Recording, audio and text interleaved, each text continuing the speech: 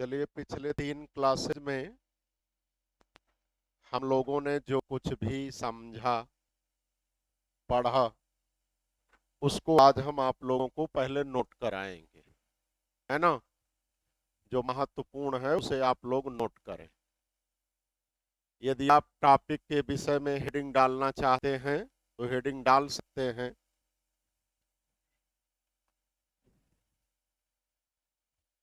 इतिहास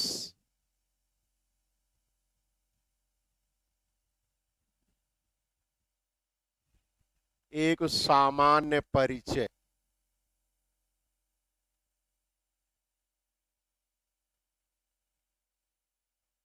ये आपका टॉपिक है। ठीक है? इस पर हम लोगों ने विगत 3 दिनों से चर्चा किया है, समझा है। उसे आप सब नोट करेंगे। बोले? हम्म? हम आपको फैक्ट वाइज लिखवाएंगे क्योंकि ये प्रीलिम्स की क्लास है ना? लिखिए, हिस्ट्री शब्द की उत्पत्ति। हिस्ट्री शब्द की उत्पत्ति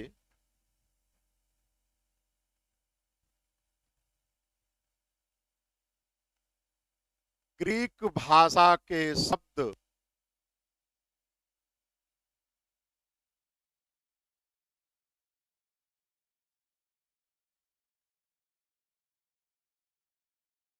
हिस्टेरिया से हुई है। आप लोग यहां से स्पेलिंग देख सकते हैं।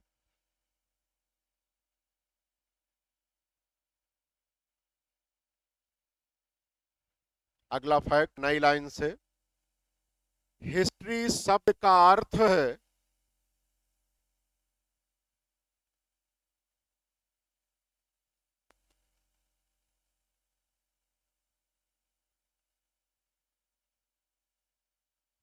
जानना अथवा ज्ञात होना।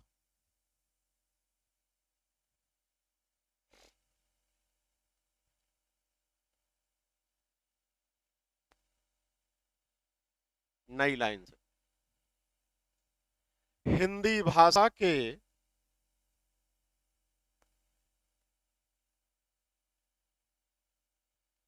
इतिहास शब्द का आशय है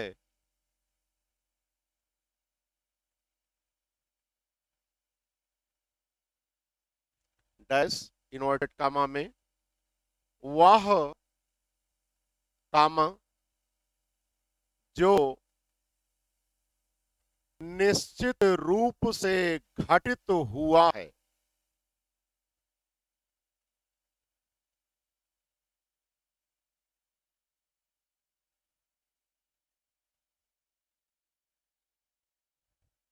नई लाइन से।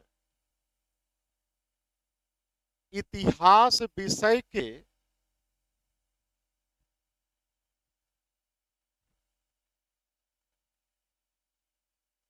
अध्ययन के केंद्र में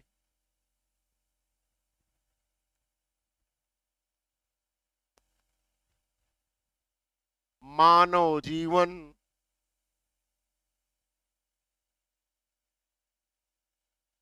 तथा उसका समाज है।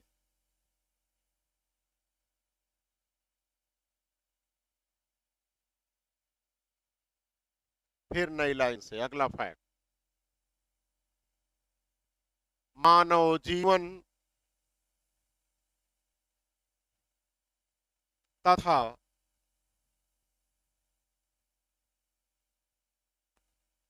उसके समाज से संबंधित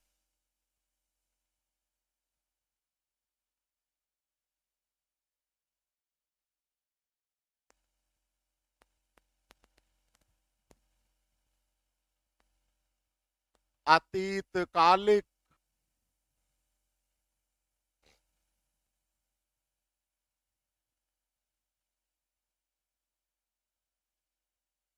महत्वपूर्ण घटनाओं का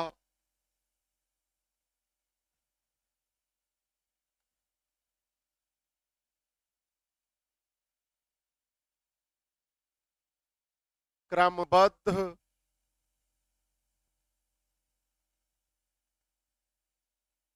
निष्पक्ष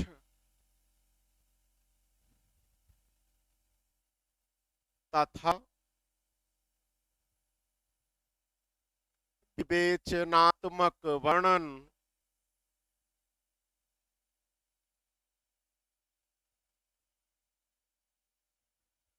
इतिहास कहलाता है।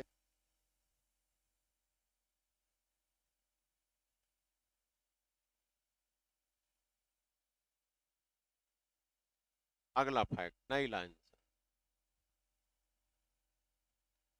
महत्वपूर्ण घटनाओं का आशय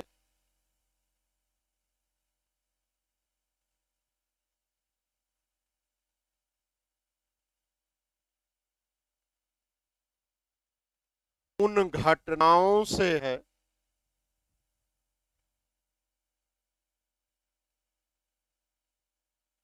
जिनके परिणाम स्वरूप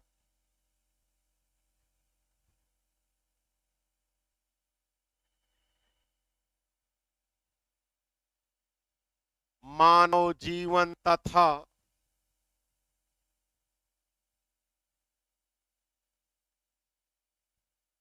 उसके समाज पर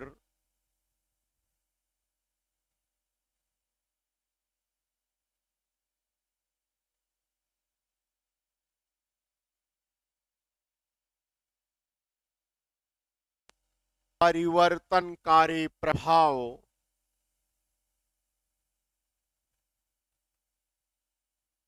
पैदा होता है।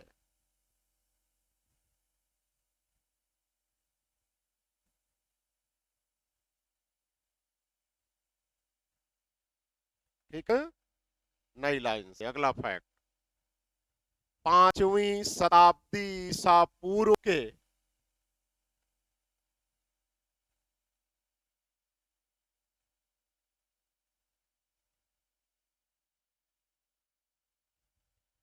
यूनानी विद्वान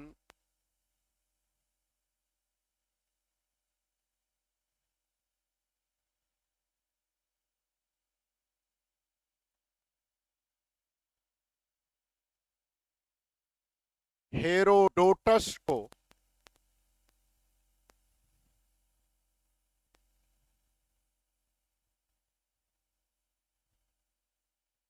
इतिहास विषय का जनक कहा जाता है।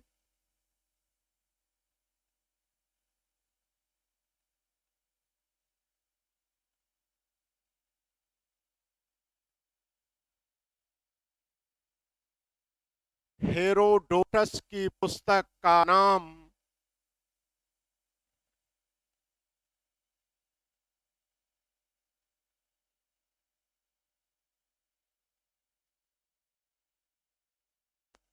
हिस्टोरिका है।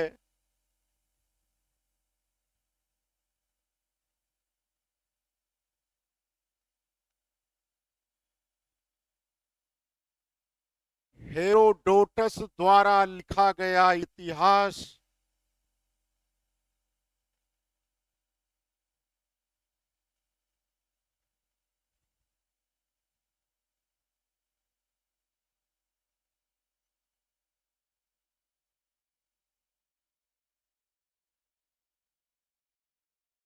स्टोरी फार्म में है।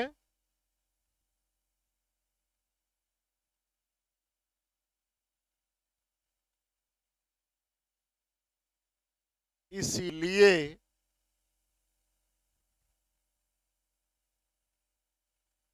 उस इतिहास में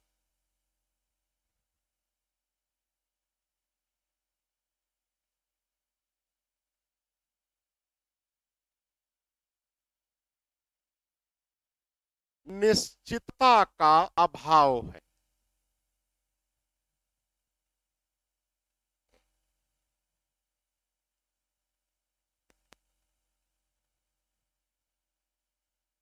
अगला फैक्ट नई लाइन से, 19वीं शताब्दी ईस्वी के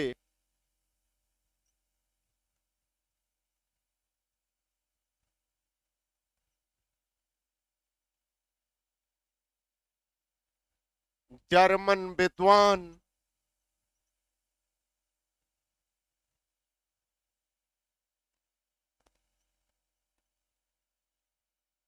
रैंक को वैज्ञानिक इतिहास लेखन का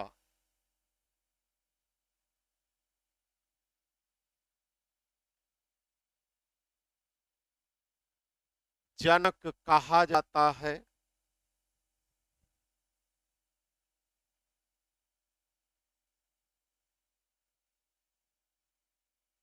वैज्ञानिक इतिहास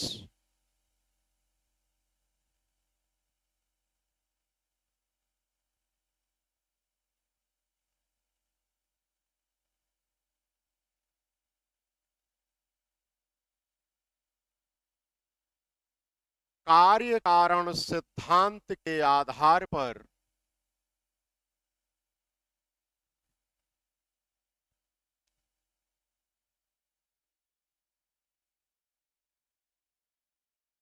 लिखा जाता है।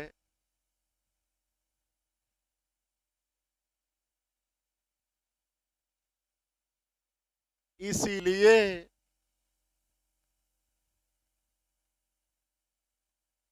वैज्ञानिक इतिहास में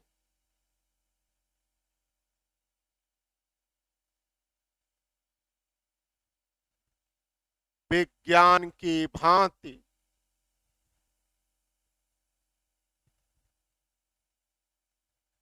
निश्चितता पाई जाती है।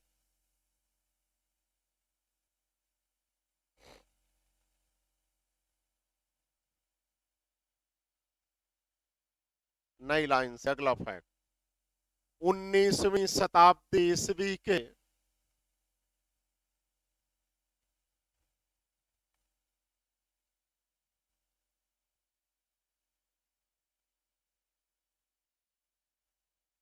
ब्रिटिश विद्वान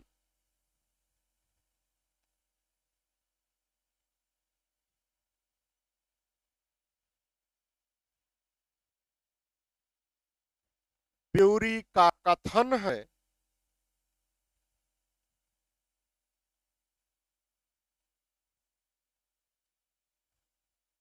इन्वर्टेड कामा में, इतिहास विज्ञान है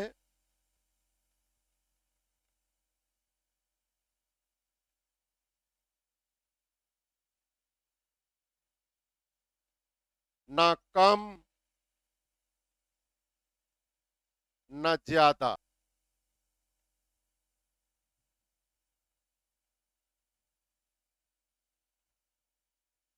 ये प्रश्न आपसे पूछा जाता है कि यह किसका कथन है?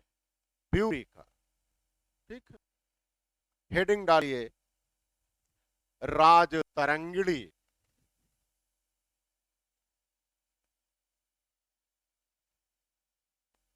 मैं लिखता हूं।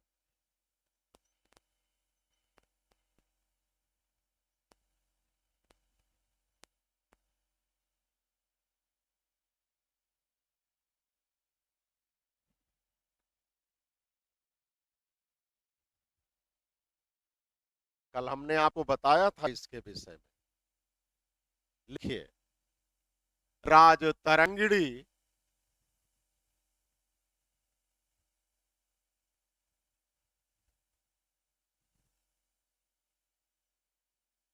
ग्यारह सौ 48-49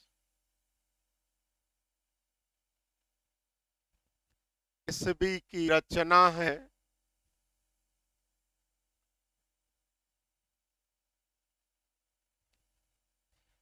इसके लेखक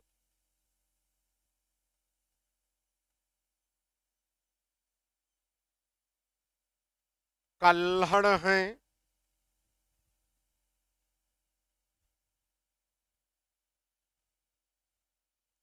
कल्हड़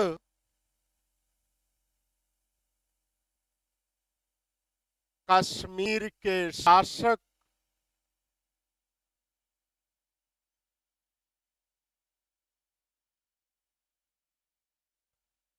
जय सिंह द्वितीय के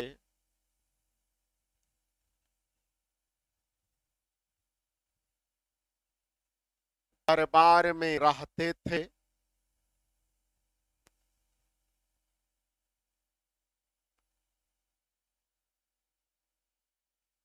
उसी में नई लाइन से राज तरंगिणी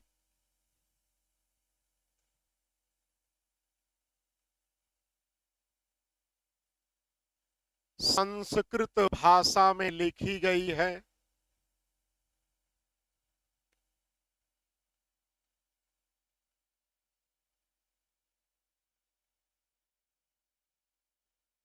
इसमें कुल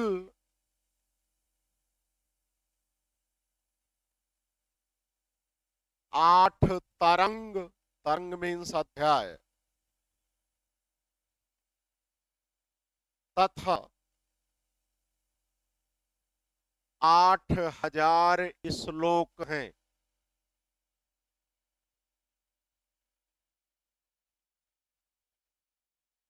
नई लाइन से उसी में राज तरंगिणी में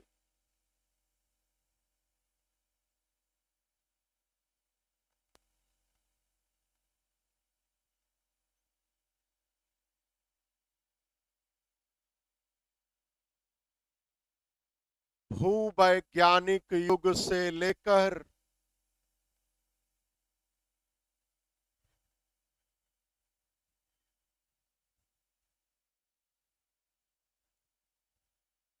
जय सिंह द्वितीय के शासन काल तक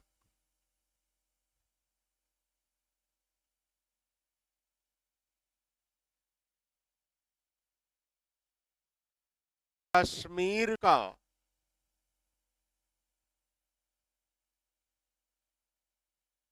क्रमबद्ध इतिहास लिखा गया है।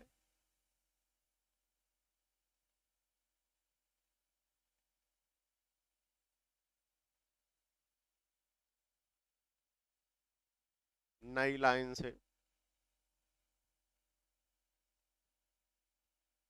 राज तरंगिणी को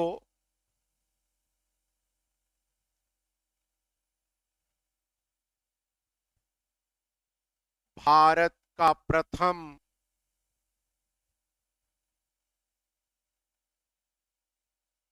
वैज्ञानिक इतिहास ग्रंथ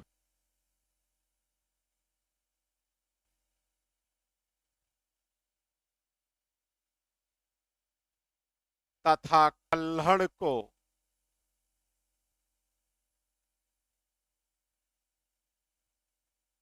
भारत का प्रथम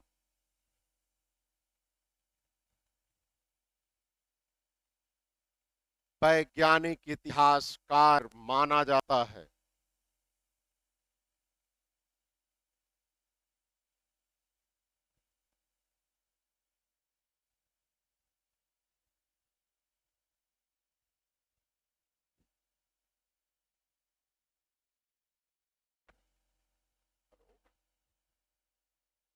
हम इस समय लापर, हाँ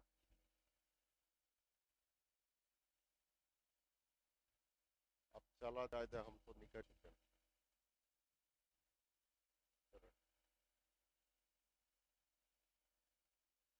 चलिए आप लोग हेडिंग बनाइए।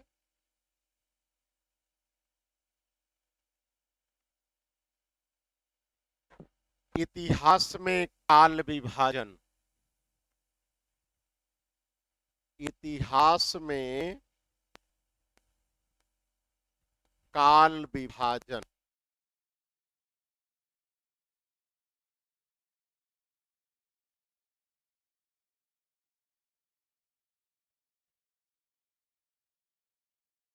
ठीक है, लिखिए।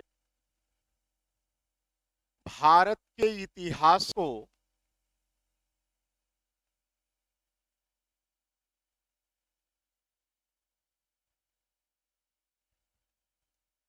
दो आधारों पर विभाजित किया गया है।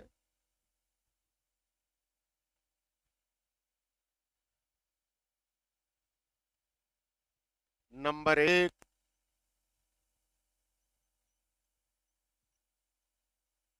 लिपि के आधार पर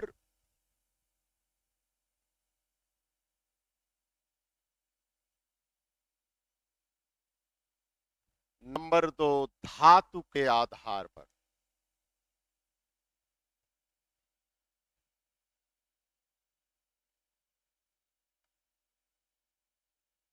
नई लाइन से।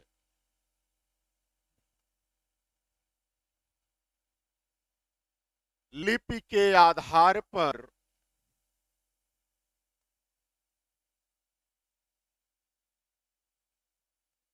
भारत के इतिहास को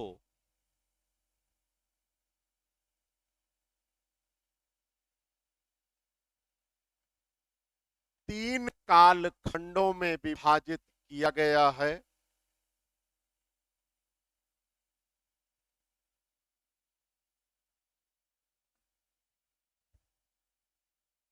नंबर 1, हेडिंग के रूप में।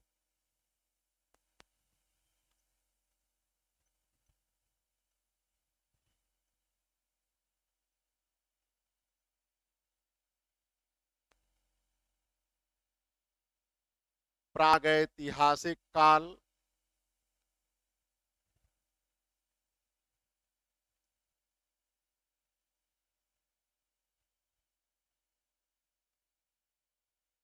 इसके आगे लिखे इसके बारे में।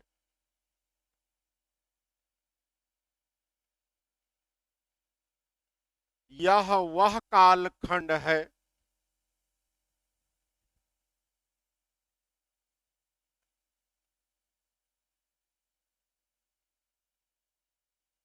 जिसका कोई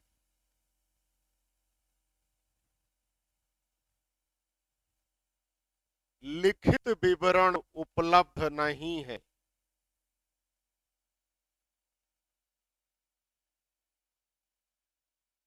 क्योंकि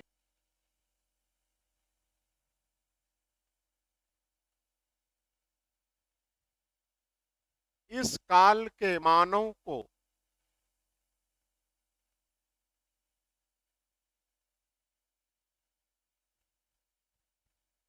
लिपि का ज्ञान नहीं था।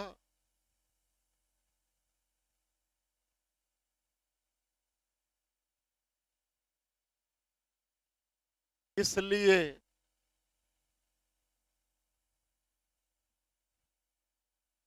इस काल के मानव ने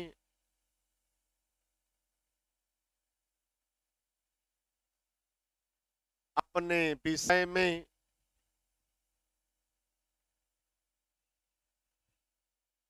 अपने पीछे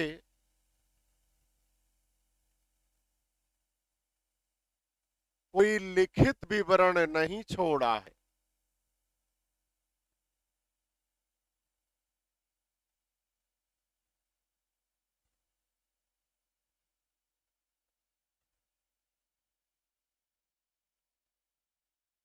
पूर्ण विराम उसी में आगे।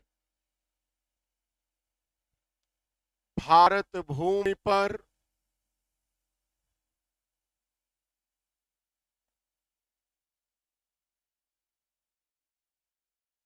मानव के उद्भव से लेकर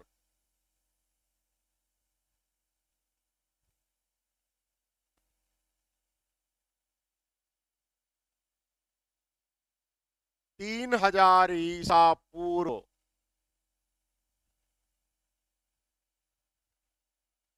तक का कालखंड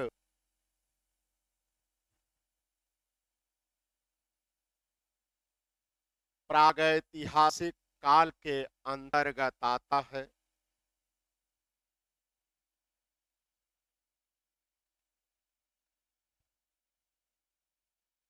जिसे हम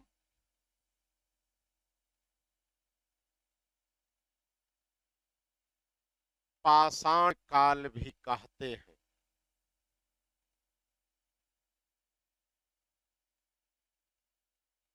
ठीक है।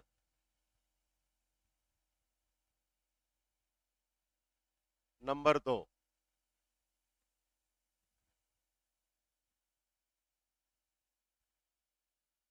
इस शब्दावली को समझने में कोई समस्या? समझ में आ गया? आद्य ऐतिहासिक काल।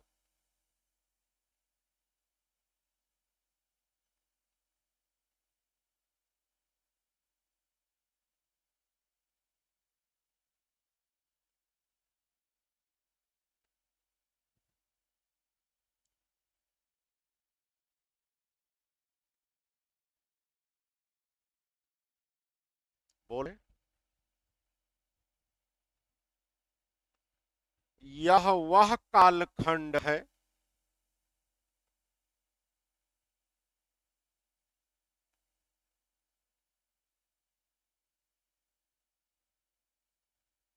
जिस काल के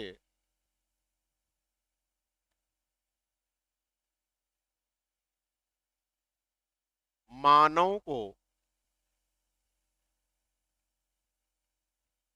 लिपि का ज्ञान था।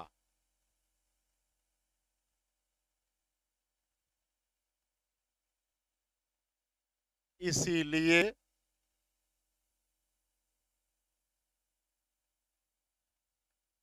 उस काल के मानव ने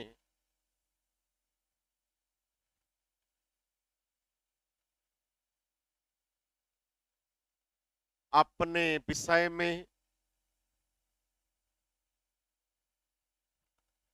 अपने पीछे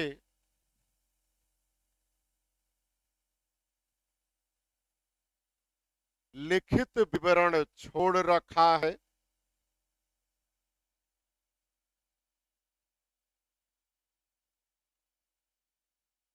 लेकिन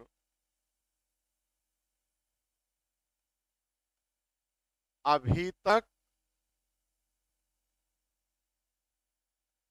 उस काल की लिपि को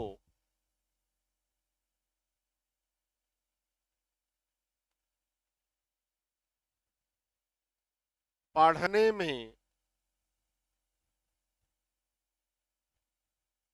सफलता प्राप्त नहीं हुई है।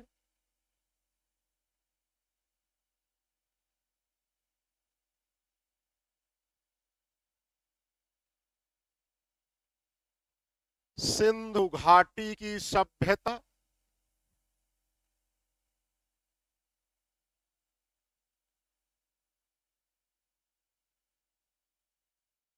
तथा वैदिक सभ्यता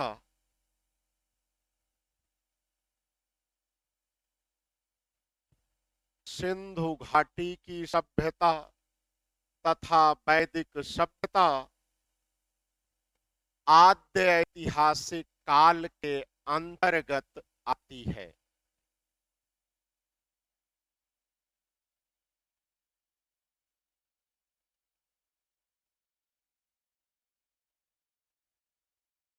क्योंकि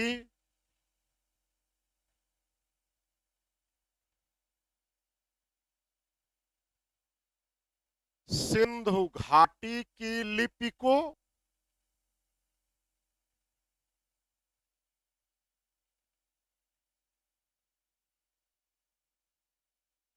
तथा पूर्व ब्राह्मी लिपि को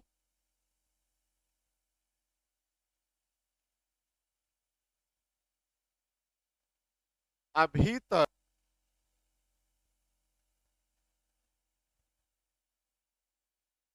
पढ़ा नहीं जा सका है।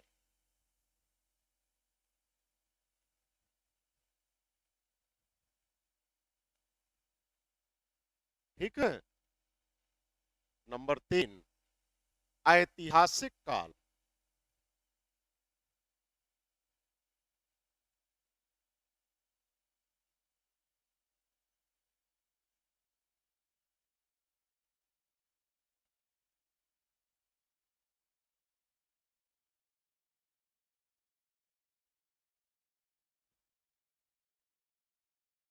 लिखिए, यह वह कालखंड है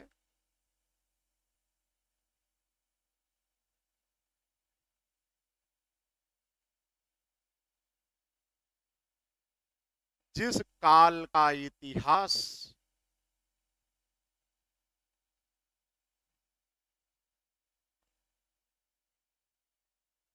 लिखित साक्ष्यों के आधार पर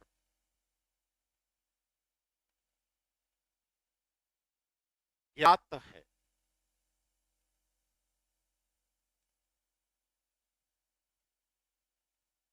क्योंकि क्योंकि इस काल के मानव को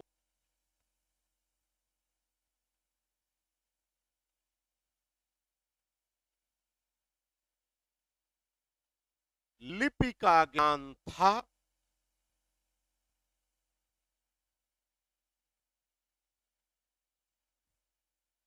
इसलिए उसने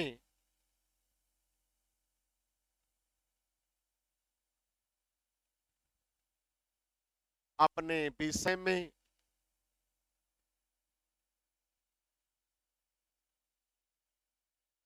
अपने पीछे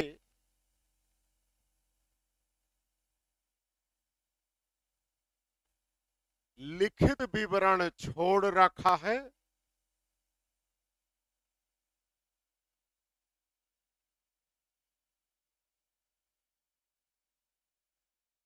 तथा उस विवरण को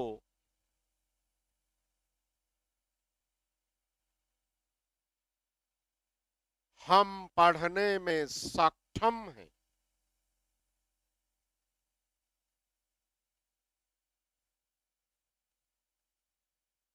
नई लाइन से, भारत में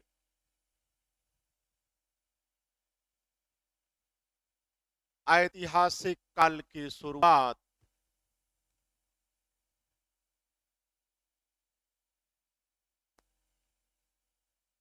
छठी शताब्दी ईसा पूर्व में हुई।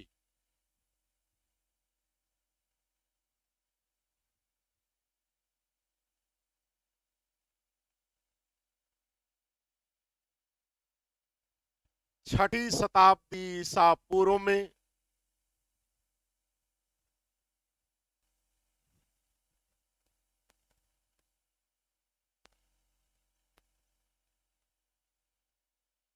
ब्राह्मी लिपि प्रचलित थी।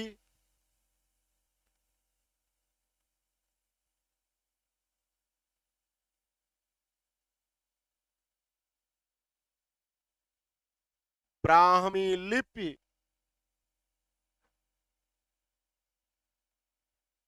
भारत की वह प्राचीनतम लिपि है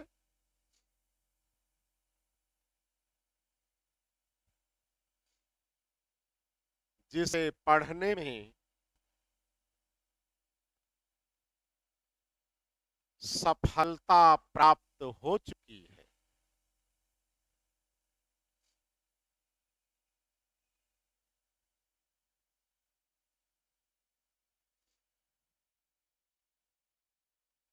नई लाइन से, भारत के ऐतिहासिक काल को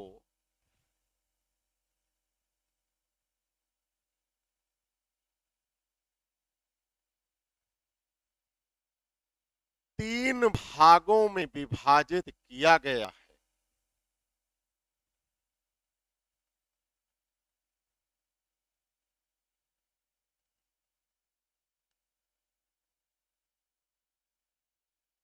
नंबर एक, प्राचीन काल।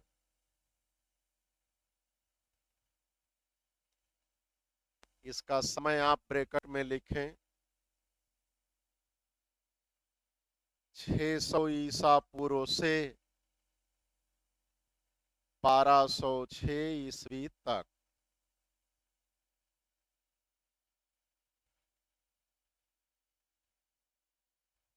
नंबर दो, मध्यकाल।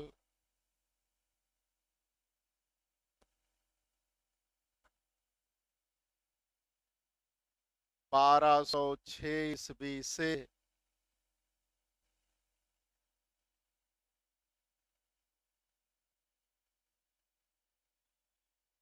19वीं शताब्दी ईस्वी के प्रथमार्ध तक।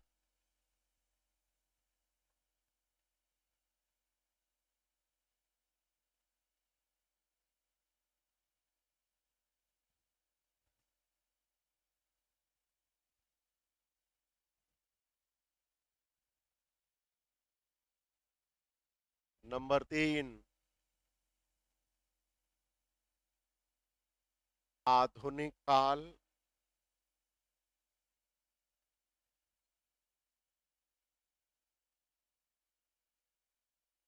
इसका समय है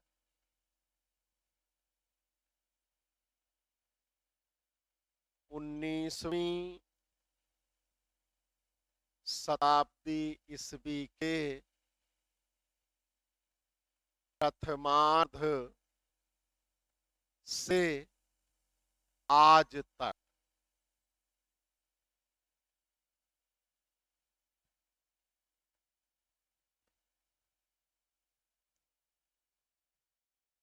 ठीक है, समझ में आ गया। कल हमने समझाया भी था कि कैसे किस आधार पर विभाजन किया गया है। इसे प्राचीन काल इसलिए कहा जाता है क्योंकि यहाँ तर्कवाद स्थापित है। सब कुछ तर्क के आधार पर ही संचालित होता है। ठीक है, जब तर्कवाद समाप्त हो जाता है, तर्कवाद के स्थान पर आस्था या विश्वास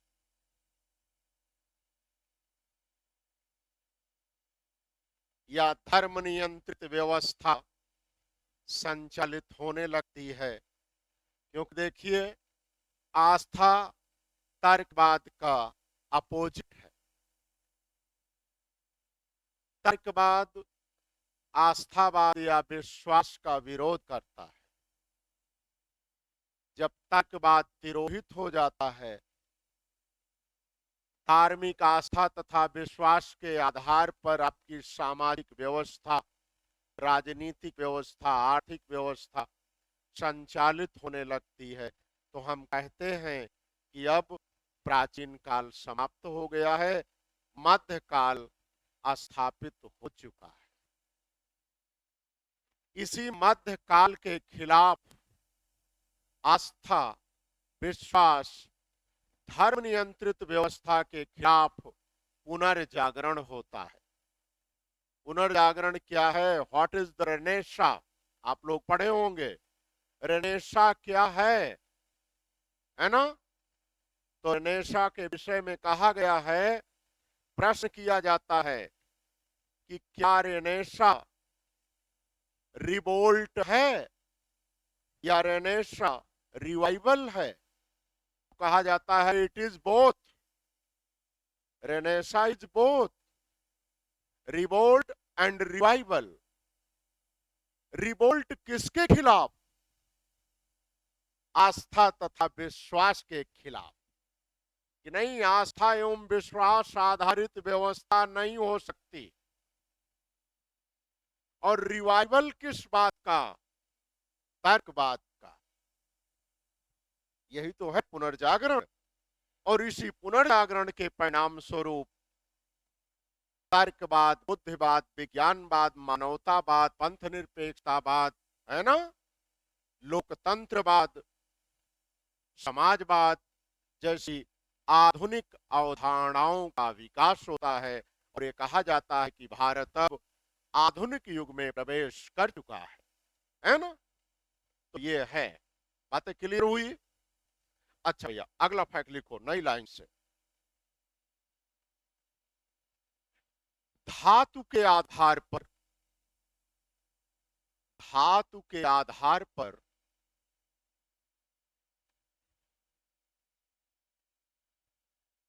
भारत के इतिहास को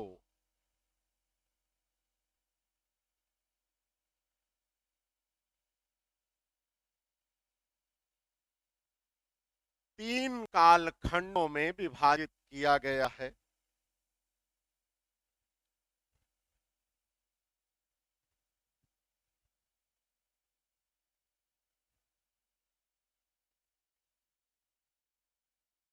नंबर एक, पाषाण काल।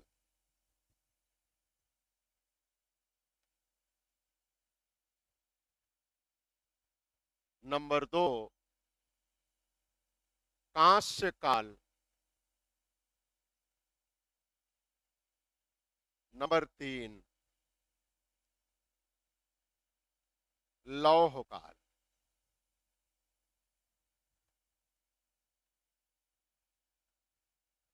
ठीक है, देखो इसको भी एक बार फिर से जान लीजिए। आप लोगों को पता होगा कि जब आदि मानव का उद्भव हुआ, है ना, तो आदि मानव को किसी धातु का ज्ञान नहीं था। आदि मानव को किसी भी टेक्नोलॉजी का कोई ज्ञान नहीं था। आदि मानव पूर्णतः प्रकृति के आश्रित था और मानव करता क्या था? पहली डिमांड होती है भोजन। पेट कैसे भरता था? जंगलों से फल फूल कंदमूल कलेक्ट करता था, और जब उससे काम नहीं चलता था तो शिकार करता था, पशु पक्षियों आदि का। और मानव द्वारा प्रयोग में लाया गया प्रथम हथियार शिकार के लिए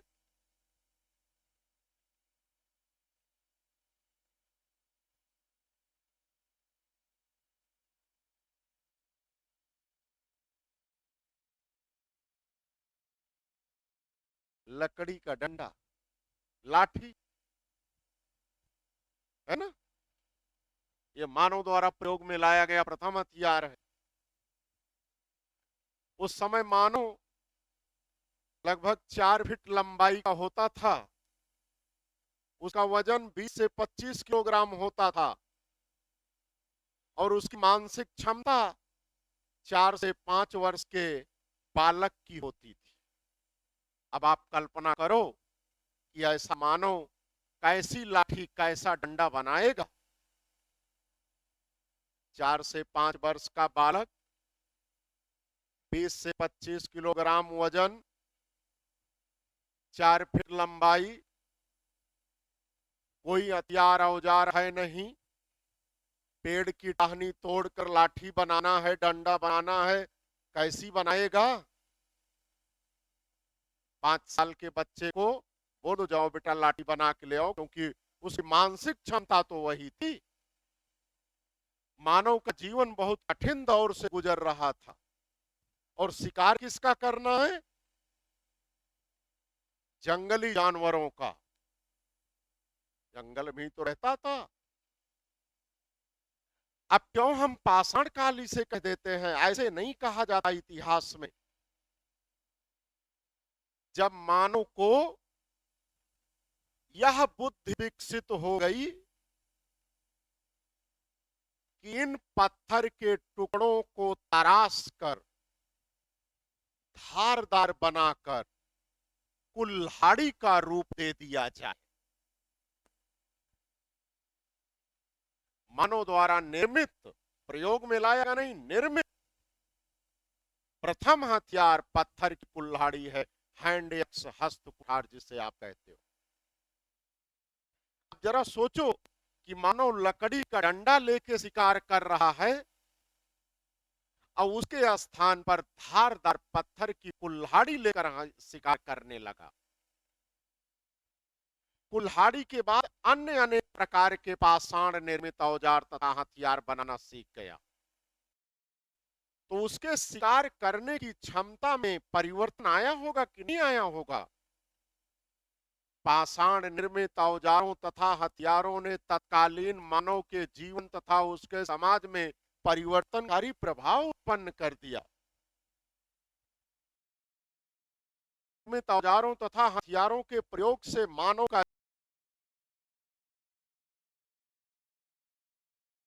संचालित होने लगा, इसीलिए इसे हम पाषाण काल कहते हैं, है ना। लेकिन जब तक मानव तांबा धातु का प्रयोग करता रहा, तब तक ग्रामीण जीवन में ही अपना जीवन व्यतीत करता रहा। जब मानव का टेक्नोलॉजिकल डेवलपमेंट हुआ, मानव को यह बोध हो गया कि एक निश्चित अनुपात में तांबा और टिन को मिलाकर कांसा धातु निर्मित की जा सकती है, बनाई जा सकती है। मानो जब कांसा धातु से निर्मित औजारों, हथियारों, उपकरणों का प्रयोग करना सीख गया तो मानव ने विश्व की सर्वश्रेष्ठ और भारत की प्रथम नगरीय सभ्यता सिंधु घाटी की सभ्यता का आविष्कार कर डाला। तांबा धातु का प्रयोग मानव जीवन में, उसके समाज में इतना परिवर्तनकारी प्रभाव उत्पन्न किया, इसीलिए तो हम कांस्य काल कहते हैं। हड़प्पा सभ्यता यानी सिंधु घाटी की सभ्यता और वैदिक सभ्यता दोनों, वैदिक में भी ऋग्वैदिक काल, कांस्यकालीन कांस्ययुगीन सभ्यता। ठीक है, आपकी सिंधु घाटी की सभ्यता जिस मुकाम को हासिल की थी, आज मानव सभ्यता उस मुकाम को हासिल नहीं की है। जब हम आगे आपको पढ़ाएंगे तो बताएंगे। और जब 1200 ईसा पूर्व के लगभग 1200-1300 ईसा पूर्व के लगभग मानव को लौह धातु का ज्ञान हो गया, तो फिर क्या कहना, ये तो आज का भी कालखंड लौह काल के अंतर्गत ही आता है। मानव जीवन बिल्कुल आधुनिक हो गया, मॉडर्न हो गया, है ना। तो इस बिहाफ पर इस तरह से इतिहास में काल विभाजन किया जाता है। ये चीजें हमने आपको लिखवा दिया।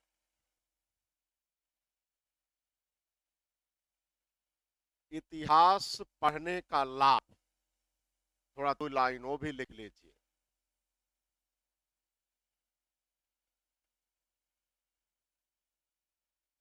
इतिहास के, लिखो नए पैराग्राफ से, इतिहास के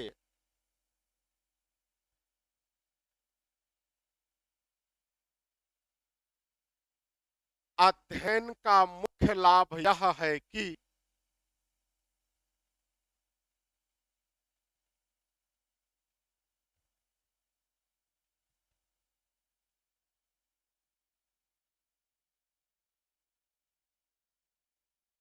इतिहास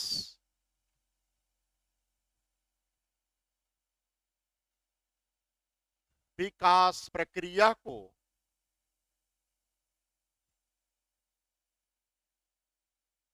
वर्तमान से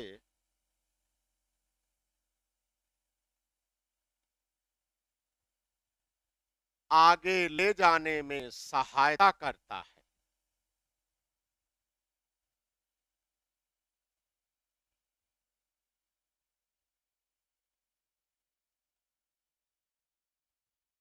नई लाइन से, इतिहास अध्ययन का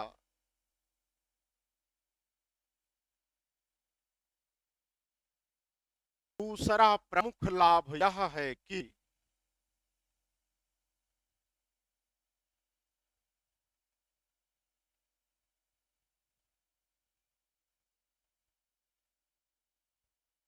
इतिहास हमें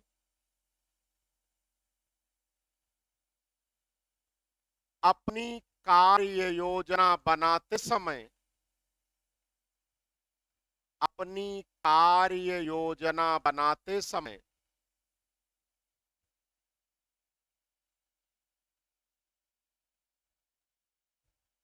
सचेत करता है कि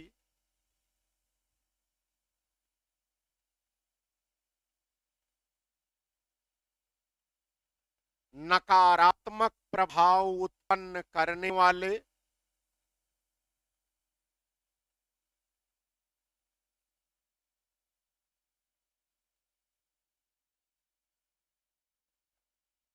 कार्यों को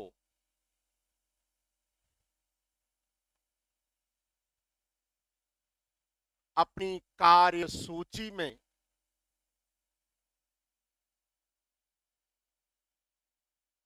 शामिल ना करें,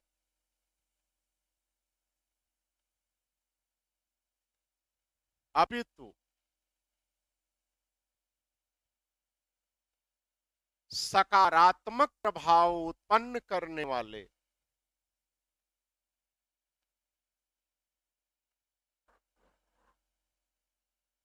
कार्यों को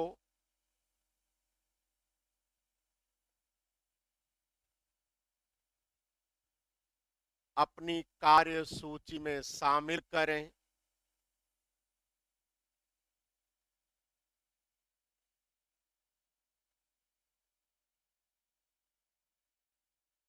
ताकि हमारा भविष्य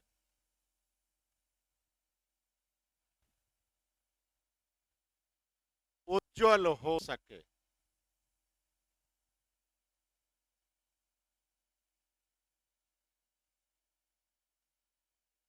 ठीक है, चलिए, थैंक यू। आज की क्लास में इतना ही। आप लोग कल थोड़ा सा पढ़ के आइएगा। इतिहास का जो सबसे टफ पोर्शन होता है प्रागैतिहासिक काल, पाषाण काल, शुरुआत मैं वहीं से करूंगा, है ना? क्योंकि इतिहास विषय का अध्ययन क्रमबद्धता में होना चाहिए। ठीक है, तो कल पहला टॉपिक हम लोग शुरू करेंगे। Thank you.